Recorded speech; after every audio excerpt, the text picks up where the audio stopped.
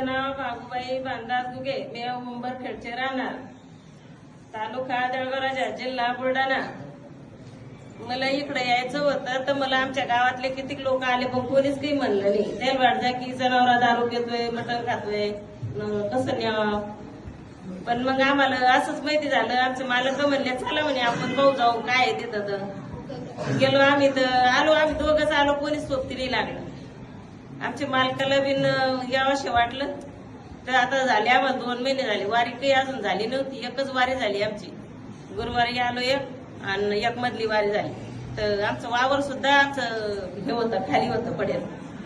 ते सुद्धा वावर 15 दिवसाच्या आतच पेरल्या गेलं आमचं बाबाच्या कृपेनं. नाही तर आम्हाला जे माणूस नाही म्हणला होता तेच माणूस आम्हाला स्वतःहून सांगायला आला 12व्या दिवशीच. इतका अनुभवाला. नवऱ्याला 2 महिने झाले आता दारूनी. आता पेत नाही का? नाही आलेत का? हा नाही, आता नाही येईल. आता मीच आले डबल आशीर्वाद घ्यायला.